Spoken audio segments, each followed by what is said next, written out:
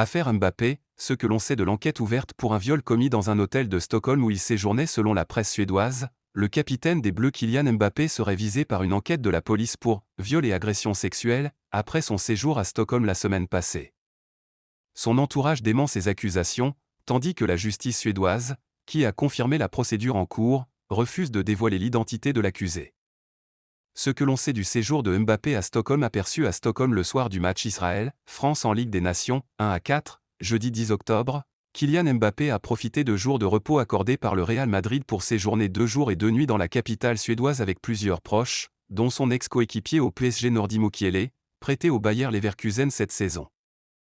Le joueur était également accompagné de son garde du corps, ainsi que de son assistante personnelle. Non convoqué pour le rassemblement de l'équipe de France, semble-t-il pour soigner une blessure à une cuisse gauche qui l'a gêné ces dernières semaines, l'international français de 25 ans a débuté sa soirée de jeudi dans un restaurant du centre-ville de Stockholm nommé « Chez Jolie », avant de se rendre dans une boîte de nuit, le Club V. Un lieu privatisé pour l'occasion, où il serait déjà passé la veille, selon Aftonbladet.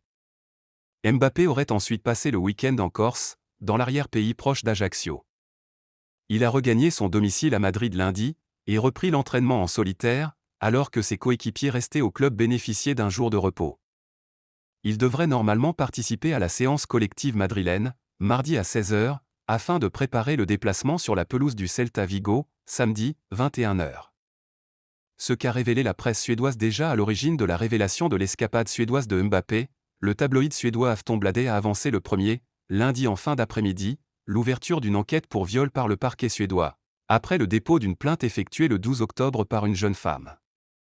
Une information corroborée par un autre média local, Expressen, visant lui nommément Mbappé plus tard dans la soirée, pour des accusations de viol et agression sexuelle, qui auraient été commis le 10 octobre au soir, dans le centre de Stockholm. Aftonbladet a attendu ce mardi matin pour lui aussi lier le nom de Mbappé aux accusations, le désignant, raisonnablement suspect, le degré de suspicion le plus faible prévu par la législation suédoise.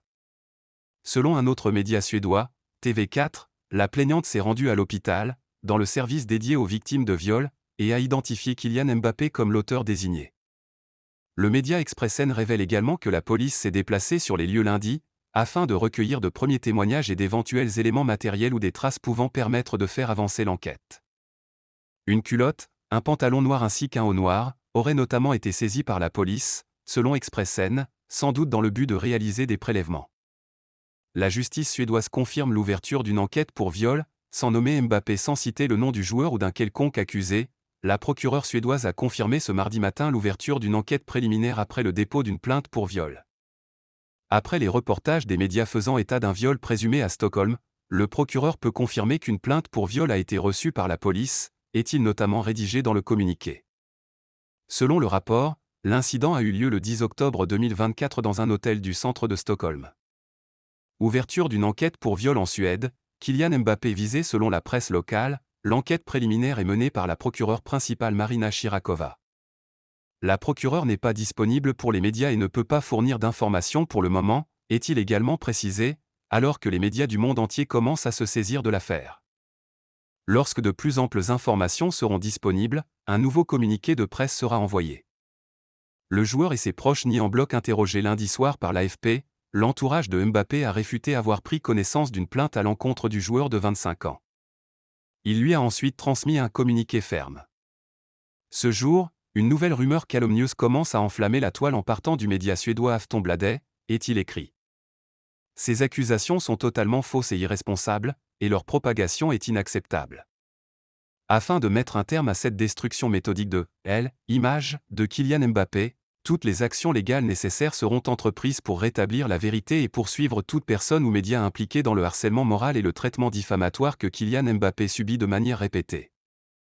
Le joueur avait lui-même rompu le silence plus tôt ce lundi soir en dénonçant sur les réseaux sociaux ce qu'il qualifiait alors de « fake news », fausses informations, en français. Des mots rédigés en majuscules et accompagnés de 3 émojis représentant des croix rouges.